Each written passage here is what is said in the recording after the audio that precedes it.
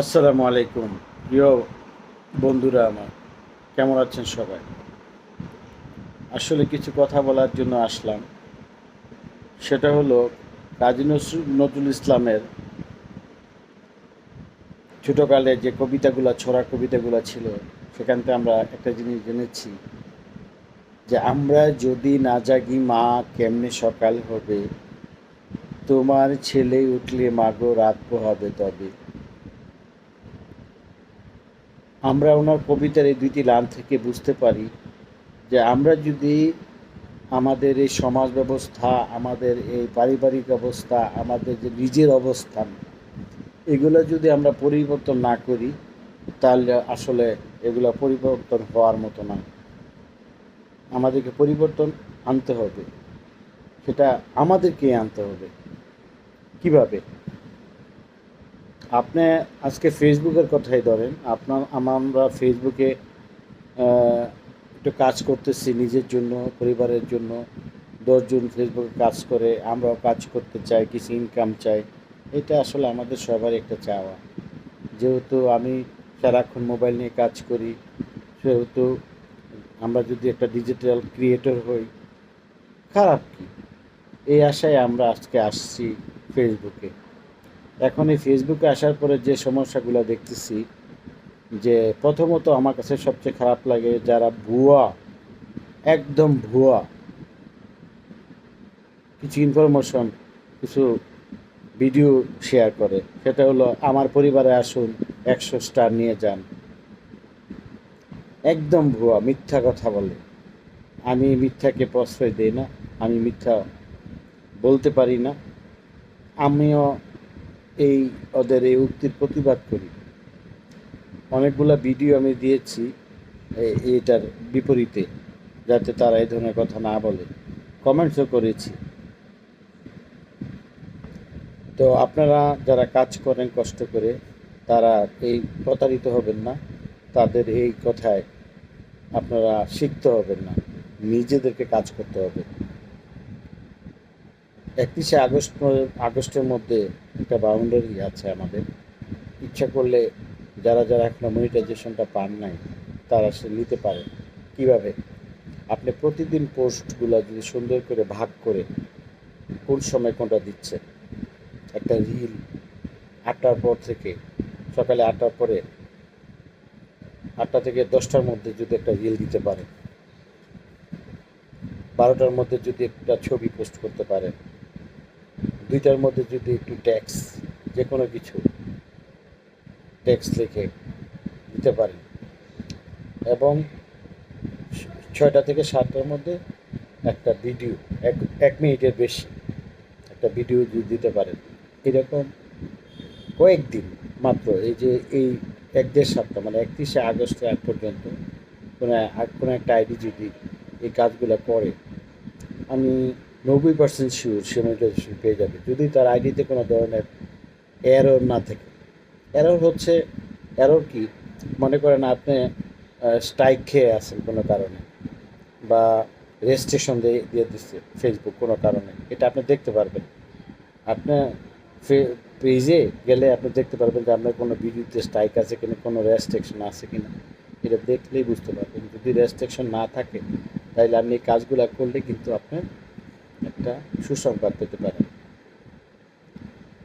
আর আরেকটা জিনিস শেয়ার করি, সেটা হলো আমি দেখলাম যে অনেক আগে একটা ছবি পোস্ট করেছিলেন,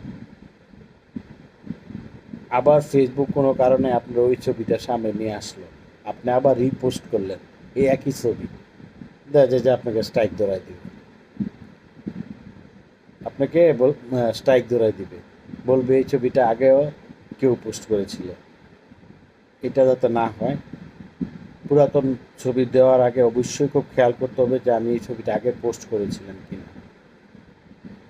তবে ফেসবুকে যেটা সামনে নিয়ে আসে এটাকে পোস্ট না করাই উত্তম। আর গ্রুপ শেয়ারিংটা কম করবেন। গ্রুপ শেয়ারিংয়ে আপনার সমস্যা করে, এটা আমি খুলে বলতে পারলাম না, আপনাকে অন্যদিন বলবো যদি সুযোগ পাই। তো এটা করবেন। আর অ্যাকচুয়ালি আমরা ডিজিটাল ক্রিয়েটর নাম দিয়েছি আমরা